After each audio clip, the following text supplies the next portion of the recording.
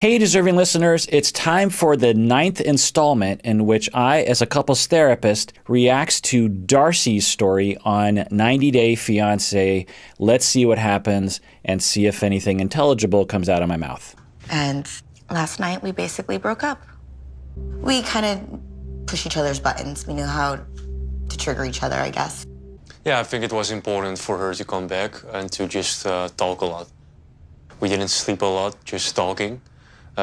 Mainly because, I'm leaving and I want to know, where do we stand? Is this really done? So once again, we see that Jesse is not owning his own emotions. He is saying, yeah, I think it's important because, she has some issues. I can't remember exact wording there, but we see that pattern over and over and over again.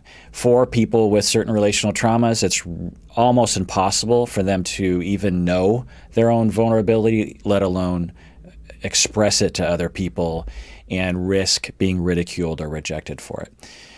I don't know if that's the case for Jesse, but it certainly fits the profile. I met them, and I think they're two beautiful girls. And, whatever happens between me and Darcey, I just want to let them know that I care for them.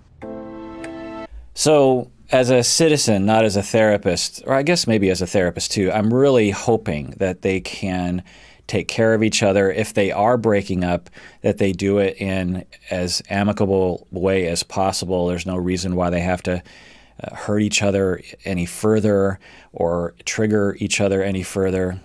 If they do get back together, unless they have a completely new game plan, meaning go to couples therapy, I just can't imagine that it's going to go any differently than it already has. Now, I will tell you that I have worked with couples who have had more conflict than them, and they were together for years and years and years. There's still a lot to work on. There's still a lot that needs to change for us to get from here to there. If we get there, I think we can do beautiful things together. That whole breaking up aspect and then getting back together makes us feel even more loved with each other. It's weird, it's not really normal, but no matter what we go through, our passion and chemistry, it's magnetic.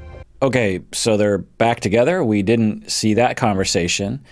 Doesn't surprise me, given that they've had tremendous toxic fights in the past and gotten back together, so it's not surprising that they're back together.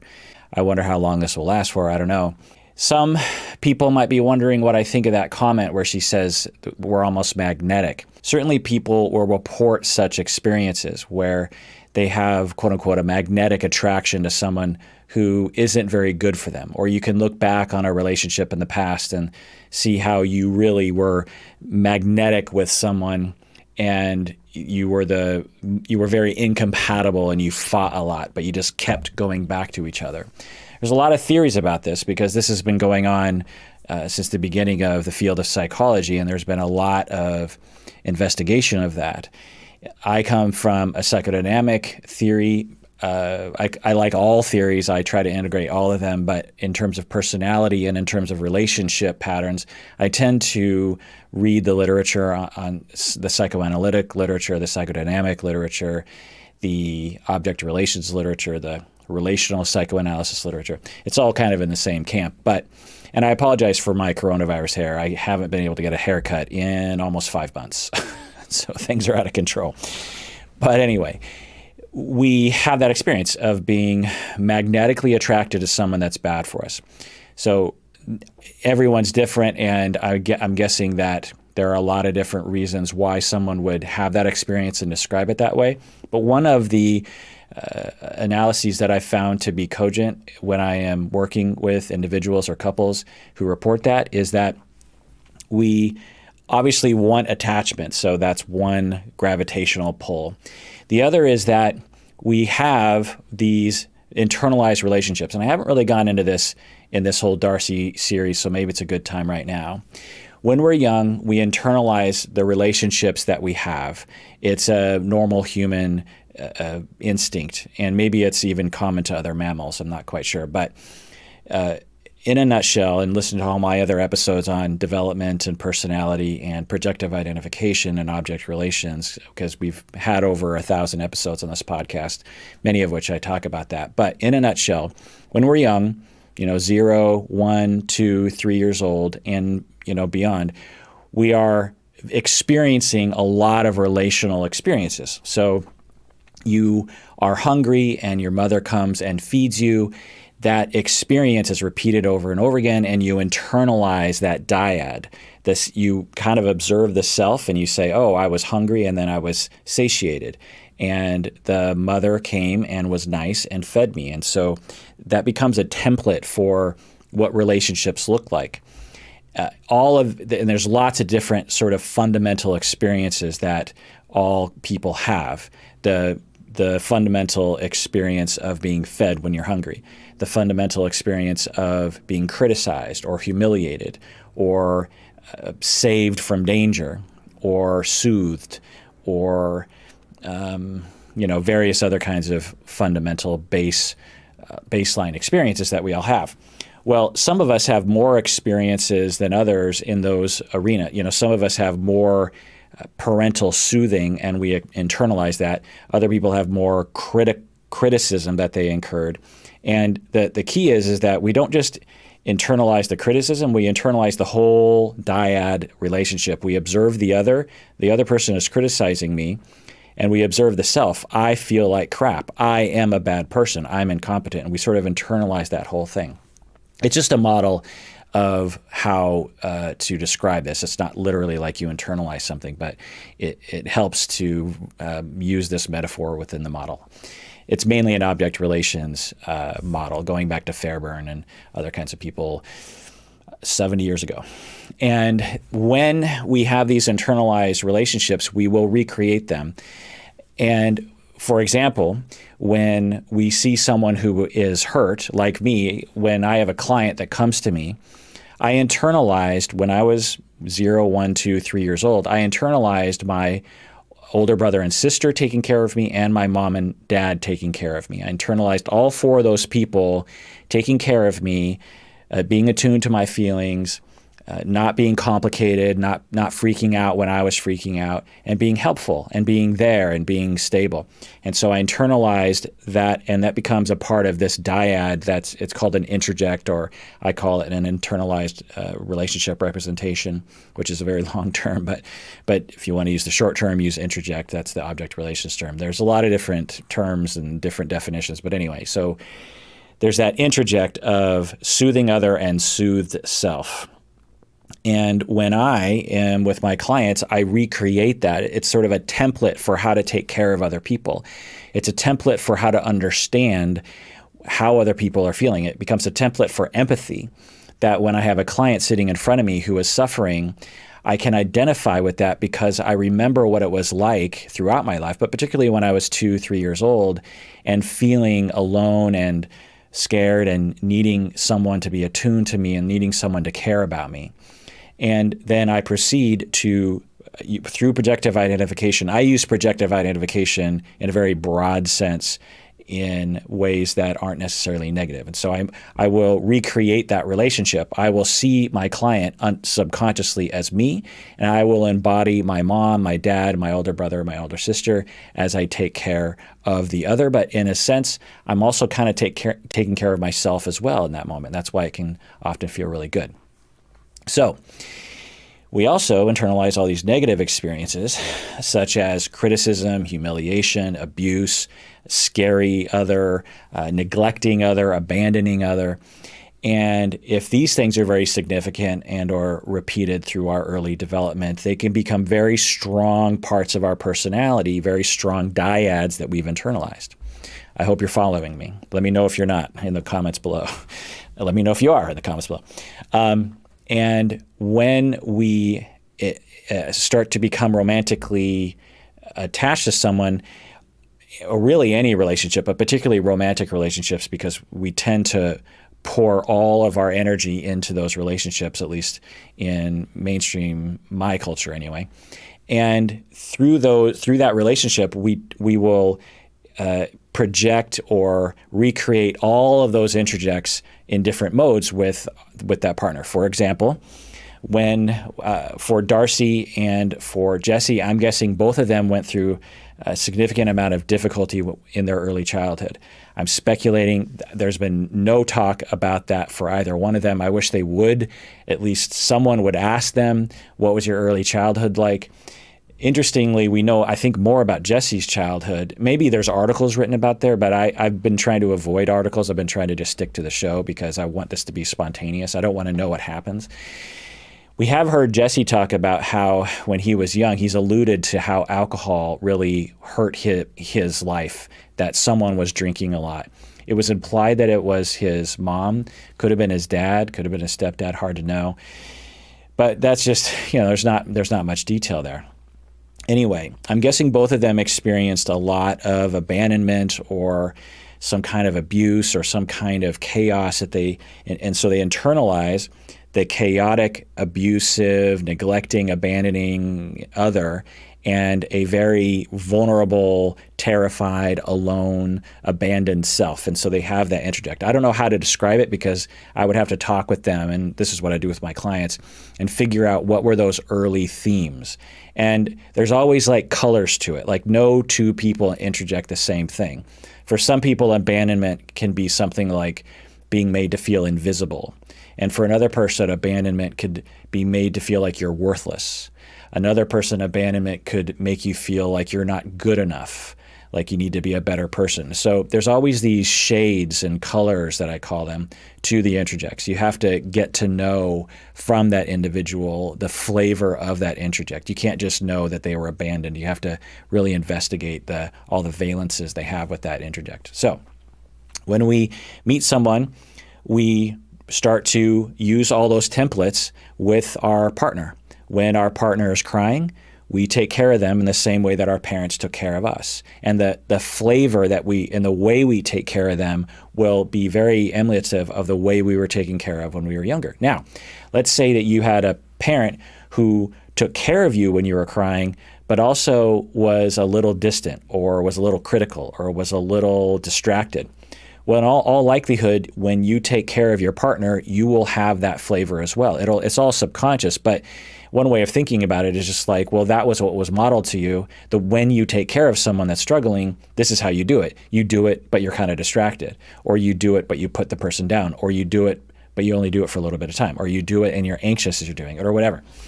So we also have this need, and just go with me on this because this is kind of psychobabble, but this is my belief system, and a lot of the psychoanalysts and psychodynamic people believe in this as well, not everybody. Freud called this a repetition compulsion back in the day, and this was a genius realization that he saw through observing his early patients over decades, which is that we will tend to repeat relationships of the past. Freud saw it as well, I won't go into that, it's too detailed, but we tend to, the significant relationships we had in the past, particularly early development, even pre-verbal relationships and pre-memory that we don't even remember, we tend to want to recreate those for a number of reasons. One is that it's familiar. So I'm guessing that Darcey and Jesse both had difficult relationships when they were very young. And so for them, when they're having this massively toxic, difficult relationship, a part of the reason why they can kind of tolerate it and continue to get back together is because for them, this is the norm. This is what love is. And even though they might hear about other people not having so much chaos, they're like, it's hard to feel it in their bones. And so part of the reason why we recreate past relationships is because it's familiar. There's the two other reasons that I've sort of I've taken all of psychodynamic theory and sort of condensed it down to these three reasons. The second reason is because when we have these interjects, they tend to battle themselves out in our minds. An example of this is self-criticism. So let's say your mother criticized you a lot and you felt criticized and you internalized that dyad. And so inside of your personality, you have this raging fight between these two aspects of the interject, that one side is criticizing the other and the self feels criticized. And a lot of people will experience this as self-criticism. When they're left to their own devices, there's these intrusive thoughts like that stupid thing you said, or you look fat, or you're dumb, or your career isn't good enough, or you're not as good as, or whatever it is.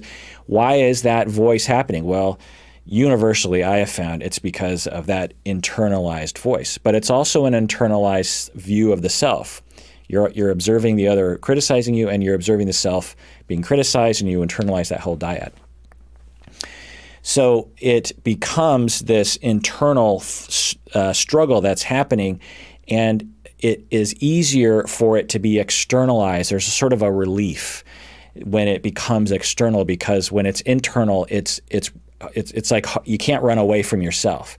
You can run away from someone else. And so if you recreate that dyad outside of yourself, even though it's horrible to experience that in a relationship, somehow it brings down the overall distress level.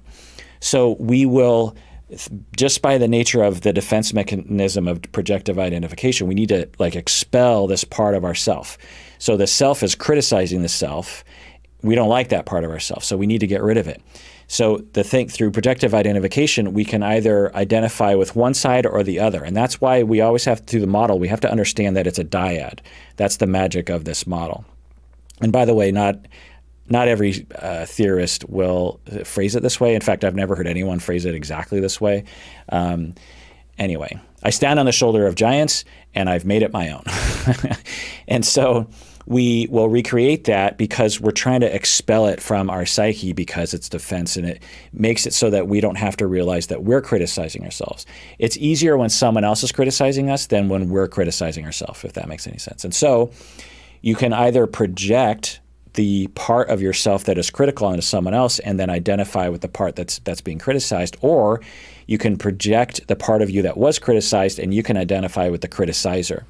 Now, the ego will kick in all these defense mechanisms of denial and other kinds of things to trick you into thinking that the criticism you're giving to other people is just totally justified.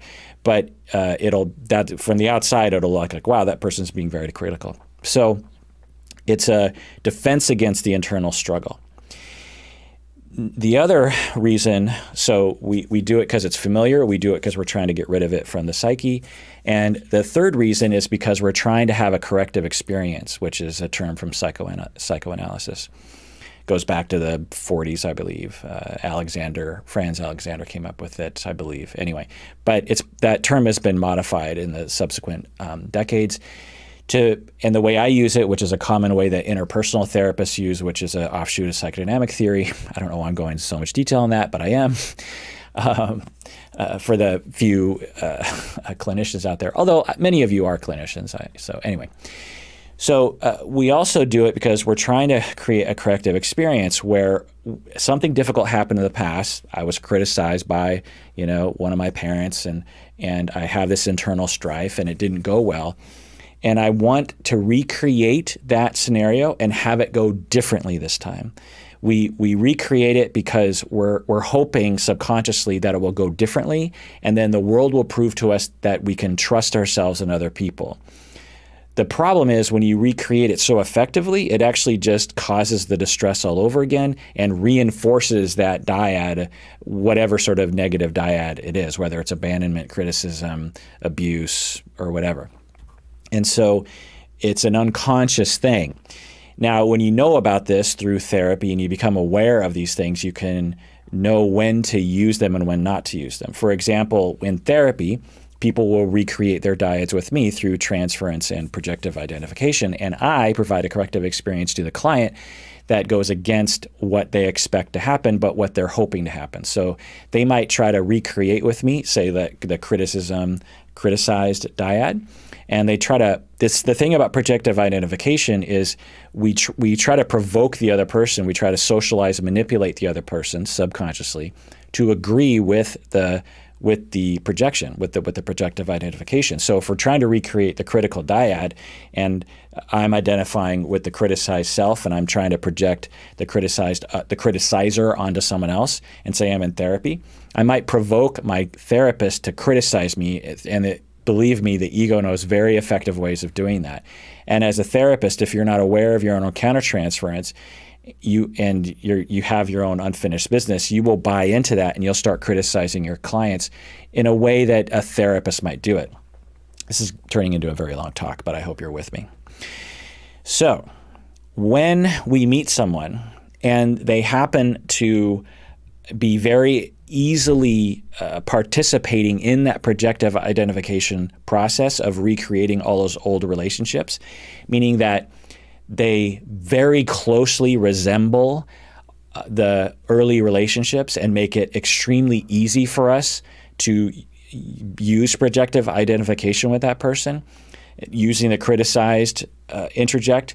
Say you just find someone who's actually pretty critical naturally, then you don't have to manipulate them much to criticize you, and you're off to the races recreating this projective identification, this past relationship.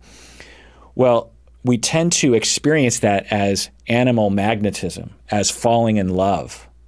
So when people talk about past relationships that were very toxic yet magnetic, we tend to misinterpret that, in my view, as love, when a more accurate term is that person just happened to fit very neatly into your projective identification defensive structure.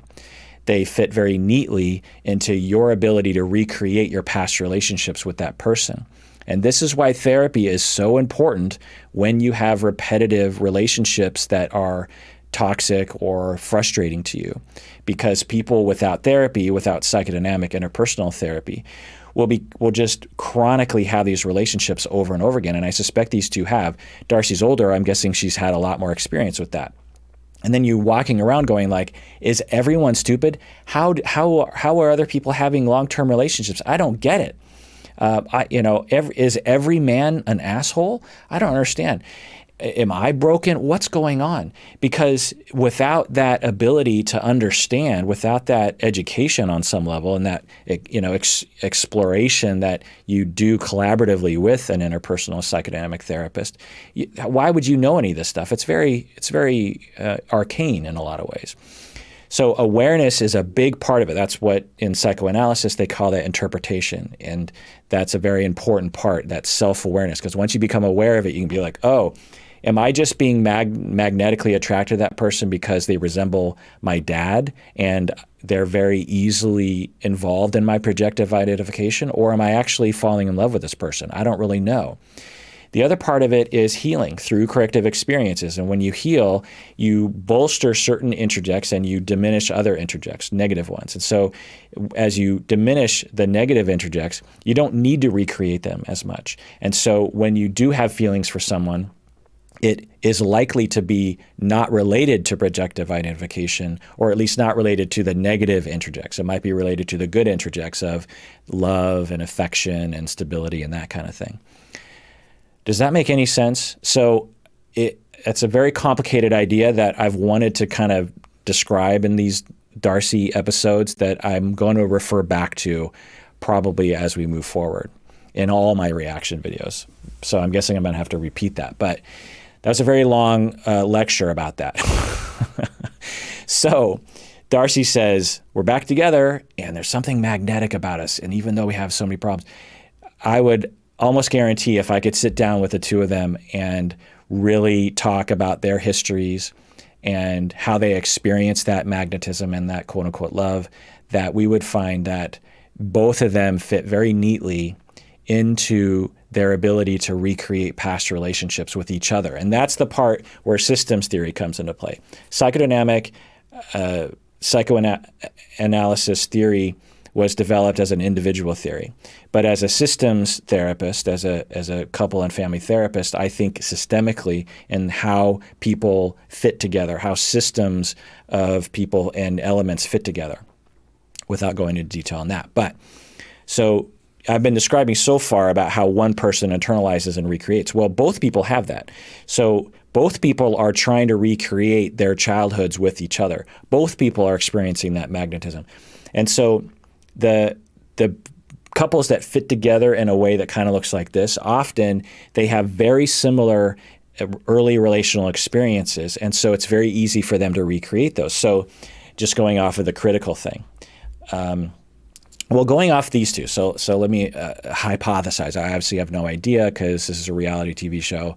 I would have to assess them. But there are some yellow flags of both of them having a childhood where it felt to them as though one or both of their parents or significant people in their lives were abandoning of the other, and yet would come back, would abandon, come back, abandon, come back. Now, alcoholism can absolutely produce that.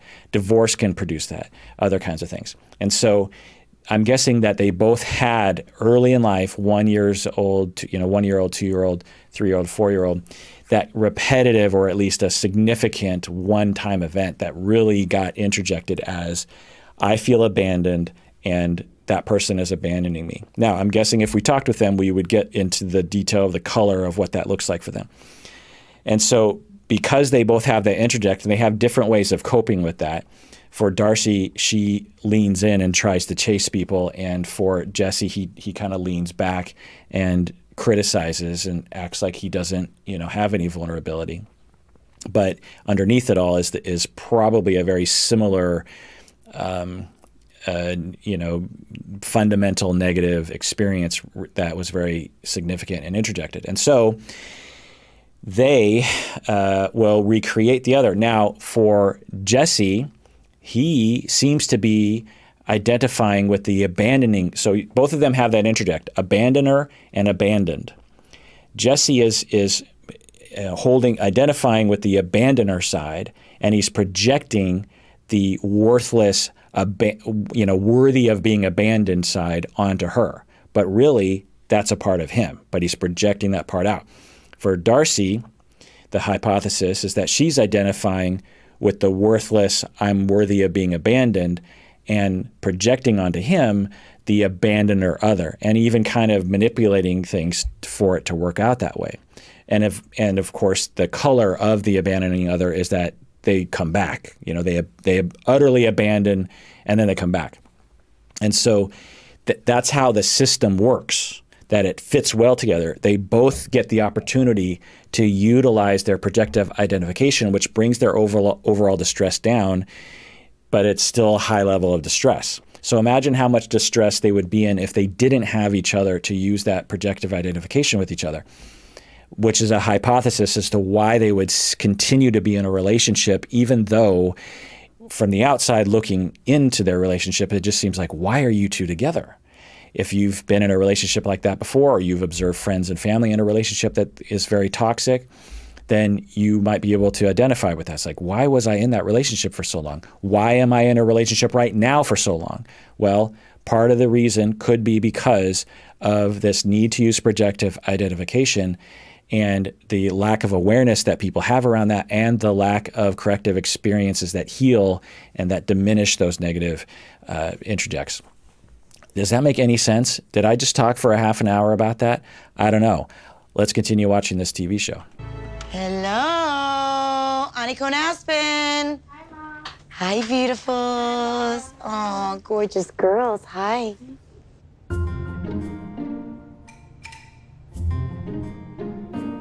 Mommy missed you. Yeah. Beautiful. You guys look great. Wow. I can't imagine what the girls are thinking. They're like, weren't you guys just screaming at each other? I just feel so bad for those girls. There's nothing wrong with dating as a single mother. There's nothing wrong with having a lot of fights that you're trying to work out. There is something a little questionable about exposing your children to it when it was extremely predictable that it was going to go at least kind of badly. It went really badly. Kids are impressionable. They can't handle that kind of it's hard for me to watch this stuff, and I'm a 45. I'm 49 and I'm a therapist. It's hard for me to watch this. I can't imagine what it's like for them. They're stuck in this. Imagine what it's like for those girls. They're like, so is this guy going to be our stepdad? Cuz that was awful. That was terrible. That was scary. That at the very least is hard to watch, and also stresses our mom out, and I hate to see my mom struggle. I hate to see aggression happening. I hate to see abuse happen, and my mom's not available to me because she's so stressed out. What does this mean for our future? Does this mean I need to run away from home and get away? Like, it's traumatizing to kids. If you out there had parents who fought, whether it was your biological parents or step parents or whatever, or dating situations, if you've been through that, you know how horrible that can be. It is awful. It's, I feel bad for the girls. Had a lot of ups and downs this trip. It was, like a roller coaster, but, we are back together again. I hope for the best. I pray for the best. Go to couples therapy. Can't this TV show just pay for them to go to couples therapy? It's not that expensive compared to an overall TV budget. Please. Of course, that would maybe ruin the premise of the show because the conflict is what drives up ratings, I'm guessing. But at what point is it incumbent on the producers to just say, like, look, we have to help this couple out. We're watching a train wreck happen to 4 people's lives. We need to do something about it. I don't know. Jesse's trip to America didn't go exactly how I would wish for. But I have to believe that all this turmoil that we went through is, something we can kind of make us stronger. So that's an interesting statement from her, that his trip to the United States didn't go as good as she hoped for. That is the understatement of the year, right? So part of our projective identification process is to go into denial, to section off certain parts of reality, call it a confirmation bias or whatever. But it's an effort. So because, like I said, we need to, it's a overwhelming compulsion that we need to involve projective identification. It's not just like something that we do casually. It's something that we need to do. It is as fundamental to our needs as, water and food and sleep. We need to do this, especially when we have very negative interjects that are plaguing us when we're all by ourselves. So in order to uphold that I guess you could call it very dysfunctional process, if you know what I mean, because it brings down that distress level and allows us to live day to day. We have to trick ourselves. The self has to figure out a way to make it manageable and tolerable.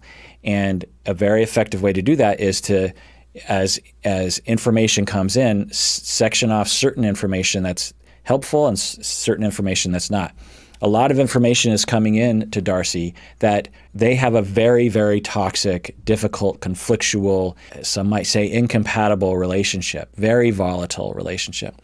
And as that information comes in, it gets shunted off into, I'm not going to think about it, or I'm not going to recognize it, or I'll spin it in a certain way. We have a magnetic attraction or whatever. The self will do that. Now, from the outside, we might look at Darcey and be like, why are you doing this to yourself? Like, can't you see what's happening? You might have friends, or you might have been in situations like that in the past where you broke up with someone after 5 years of conflict, and then all your friends and family are like, yeah, we knew you guys were doomed 5 years ago. And you're like, how come no one told me? That's because if they did tell you, you wouldn't have believed them in all likelihood, because if anyone knew that the relationship was screwed, it was you, because you were ground zero. The other people just saw it from the outside. You had been shunting off and denying information from the very beginning. You don't have any control over that. We've all done it before. But then at the end of that process, we have statements like what Darcey is saying is, well, that didn't go as well as I hoped it to go. Anyway, we're back together and everything's fine. I've talked about in previous episodes as well that we all have a deep need for attachment and a deep need for companionship, which can also cause us to shunt off certain details so that we can believe in the fantasy that we do have a good relationship, because we're desperately hoping for the best. We'll see what happens, but I don't have a lot of good feelings about this. As they said in Star Wars, I've got a bad feeling about this. I mean, do you see yourself actually moving out here? Like, taking that step? Absolutely. I love CT. I'm in love with the nature, the culture, the food, the free refills. Sense of family? Yeah, exactly. And you see that with us, or do you see that? Hey, listen, if our relationship and individually gets stronger, of course we can take it to the next level, So some of you might be seeing a scene like this and going like, what is going on here? Because on one hand, he's like, yeah, we're back together. and he is, planning on, on the surface anyway, to give this relationship a good try and maybe get married. He's talking about the girls and being integrated in their lives. And then Darcey says, hey, when are you going to come back? And do you plan on coming back? And he's like, oh yeah, I love CT. I love Connecticut. I love the culture. I love the free refills. I love everything about it. What he doesn't say is, I love you and I want to come back for you. And that was very noticeable, right? Now, maybe they edited that part out. I don't think they did, but that's peculiar, right? Like, okay, you want to be with her, and there's this pretty obvious opportunity to be like, well, of course I want to come back because I want to come back for you. So why wouldn't he say that? Well, one possibility, total speculation, due to that past difficulty of being abandoned, he might have learned to completely cut himself off from any possibility of being vulnerable because that led to being hurt. And not only do you not reveal vulnerability, but you don't even feel it. Like you have those vulnerable feelings, but you go into denial, so you don't even feel it. So there's a possibility that he has deep love and affection for Darcey, but he can't feel that love because at an early age he neuronally cut himself off from those feelings. And so there's a part of him that's like, yeah, I do want to come back here. He has that impulse, and I do want to be in a relationship with Darcey. I feel because that's so loud. That's such a loud notion in his heart that he follows that. But anything beyond that that's more subtle, like I love her and I want to come back for her, is inaccessible to him. Or it is accessible to him and he doesn't want to express it because he doesn't want to set himself up for being abandoned again. And that might be one of his ways of defending himself against abandonment, is to never, ever, ever, ever let on that he truly loves someone and that he needs someone. Being needy and dependent is the bane to a narcissistic personality. I'm not diagnosing him. I'm just telling you from treating actual people that I have worked with narcissistic personality. They are, for good reasons in their history, very averse to being vulnerable, and most of the time don't even recognize their own vulnerability. To other people, they will seem very strong or very independent or very robotic almost, or they'll be called an enigma, like, I can't figure you out. People will say that to them. And that's because they don't react normally to life the way that other people do, because they had to cut themselves off from their internal emotional guidance system because that led them astray. When they listened to that and they're like, ooh, I need love right now, and they reached out, they got abandoned or hurt or abused or neglected or something, and they learned, oh, not only do I not reach out, but I can't even recognize when I want to reach out. So I am a robot. It's everyone's dream to be Spock, right? That kind of thing. I'm gonna miss Darcey, obviously, but also I'm gonna be happy to have room to think, to have room to meditate on what has happened here, how I see this relationship for the future. We'll see from there. I really do hope that he meditates on it. I also hope that he goes to therapy and figures out what his part was in those conflicts. I suspect he's not going to do that, so we'll see. On to many more adventures together, right? I love you. Just gotta figure out when we get back, all right? Let me make me cry. Our next journey is going to be even greater. Go to therapy. Go to couples therapy. Couples therapists can help you. If you do not, I suspect it's just going to get worse. And this is just so interesting that this show is showing it all. I don't know. Anyway. Thank you.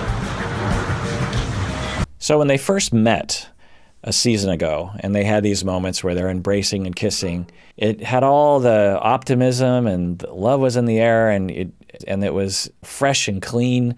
And then when they do this, and I see them, I'm just like, why are you kissing each other? It's so scary to see that happen. I have a lot of love in my heart for this guy.